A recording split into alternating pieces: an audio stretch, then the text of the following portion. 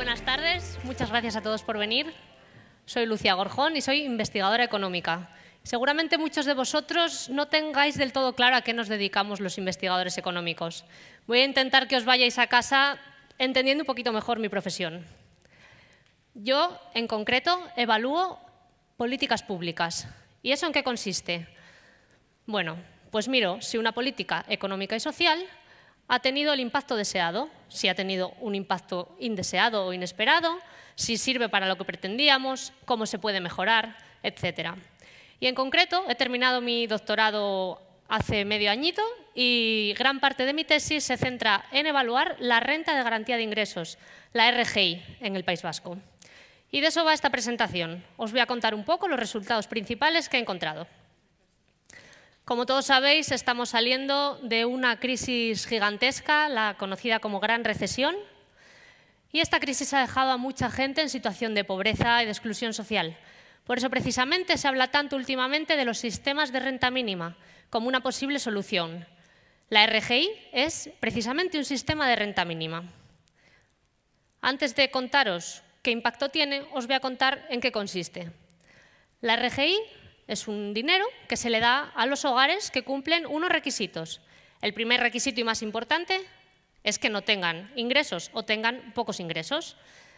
Otro segundo requisito es que estas familias, estas personas, busquen activamente un trabajo. Tienen que estar acudiendo a los servicios de empleo, a recibir formación, tienen que aceptar ofertas de trabajo adecuadas, etc. Para que sepáis un poco de qué estamos hablando, vamos a dar algunas cifras. La primera es que un 6% de los individuos que viven en el País Vasco la reciben. 1 de cada 4 parados es perceptor de esta renta mínima. ¿Y cuánto cuesta? Cuesta algo menos del 5% del gasto público. ¿Qué quiere conseguir la renta mínima? ¿Qué pretende la RGI? Bueno, el primer objetivo, y bien claro, es que pretende disminuir la pobreza. ¿Y cuál es el último objetivo? ¿A qué aspiramos con la RGI? A que la gente no la necesite, a que se pueda dejar de cobrar esta renta por haber encontrado un trabajo, por haber salido a un empleo y por que la gente tenga sus propios ingresos y no necesiten este tipo de ayudas. ¿Qué peligro hay? Bueno, lo que los economistas llamamos trampa de pobreza. Un ejemplo, una persona, un hogar de un individuo, cobra aproximadamente 600 euros al mes. Tiene difícil encontrar un trabajo, hay mucho paro, busca, no encuentra, pero bueno, él tiene 600 euros, probablemente se acabe acomodando porque mes a mes, bueno, ya tiene sus 600 euros.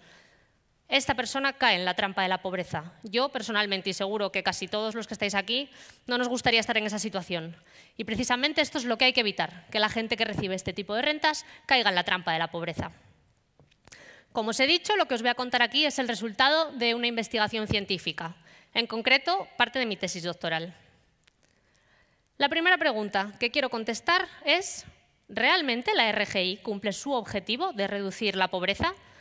Si le estamos dando un dinero a gente que no es pobre, realmente no estamos reduciendo la pobreza, estamos despilfarrando recursos públicos. Vamos a ver si esto pasa. Antes de pasar a contestar a la pregunta, os voy a decir que no existe una única, objetiva, universal definición de pobreza. Hay varias maneras de definirla, incluso de medirla. Los académicos nos gusta utilizar alguna definición estándar. La línea de extrema pobreza se calcula de la siguiente manera. Si ordenamos a la población del País Vasco de la más pobre a la más rica, partimos por el medio y vemos lo que cobra el individuo del medio.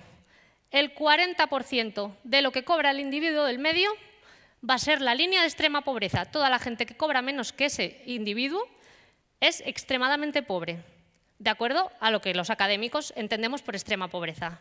Sin embargo, el Gobierno vasco tiene otra definición de pobreza. Divide a los hogares del País Vasco en tipos y a cada tipo le asigna una cantidad. Esa va a ser la definición de pobreza que utiliza el Gobierno vasco. Y la respuesta es sí. La RGI sí que ayuda a reducir sustancialmente la pobreza para las distintas definiciones de pobreza. Por ejemplo, tal y como decimos los académicos, la extrema pobreza. Si no hubiera RGI, encontraríamos un 8% de personas pobres, extremadamente pobres, en el País Vasco. Sin embargo, gracias a la RGI, encontramos un 5% de personas pobres. De acuerdo a la definición de la legislación de la RGI, habría un 7% de personas pobres si no hubiera la RGI. Gracias a la RGI, esta cantidad se reduce a un 3% de los individuos. ¿Por qué queda gente pobre si hay RGI? Bueno, pues esta gente es gente que no cumple alguno de los requisitos, como por ejemplo llevar un tiempo mínimo empadronado, etc. ¿Por qué hay una diferencia entre ese 5 y ese 3%, según cómo definamos pobreza? Bueno, ese 2% de diferencia es gente principalmente en familias numerosas. ¿Por qué? Porque cuando la RGI se asigna a los hogares, se da la misma cantidad para todos los hogares de 3 o más personas. Da igual que haya 3, que haya 4, que haya 5. Por tanto, la cantidad que les llega a cada individuo es menor. Otra manera de definir la pobreza es la brecha de pobreza, es decir, cuánto le queda a la sociedad para erradicar la pobreza. Bueno, pues os adelanto que para ambos indicadores de pobreza, la sociedad vasca está mucho más cerca de erradicar la pobreza gracias a la RGI. Y otro último resultado es que, pese a que no erradica la pobreza, la gente pobre es mucho menos pobre. La intensidad de la pobreza cae mucho en el País Vasco gracias a la RGI. Segunda pregunta que seguro os hayáis planteado alguna vez. ¿Desmotivan las rentas mínimas a trabajar? ¿La gente que recibe estas ayudas deja de buscar trabajo? ¿Se acomoda en el desempleo? Vamos a tratar de contestarla. Lo primero, antes de dar respuesta, os voy a contar cómo son los parados que reciben esta renta. Les definen dos características. La primera es que es gente con unos niveles educativos muy bajos. Un 60% no tienen la ESO. La segunda característica que les define es que tienen unas duraciones del desempleo muy largas. Más de la mitad llevan más de 2 años en paro. Y ya os anticipo que estas son las dos variables que más perjudican a la hora de encontrar un trabajo. Os voy a dar otro dato, demasiado dato hoy. La gente de cada 100 parados en el País Vasco este mes que no reciben RGI, 9 encuentran empleo el mes que viene. De cada 100 parados en el País Vasco que reciben RGI, encuentran empleo el mes que viene 3. Es una diferencia llamativa, pero la pregunta es, ¿a qué se debe esta diferencia? Pues a eso vamos. Bueno, los economistas tenemos nuestros laboratorios de economía. Lo óptimo para ver el impacto de la RGI o de una renta sería clonar a la gente que la recibe. A la gente, al clon, no le damos la renta y vemos quién encuentra antes trabajo, el original con su RGI o el clon sin RGI. Evidentemente no podemos hacer esto. Entonces, ¿qué hacemos? Bueno, vemos el colectivo RGI, que tiene unas características muy concretas, como os he dicho, y lo que hacemos es buscar dentro de la gente que no recibe la RGI un colectivo lo más similar posible, para así poder comparar dos colectivos de iguales características. ¿Os acordáis que os he dicho que 3 de cada 100 parados con RGI encuentran un empleo?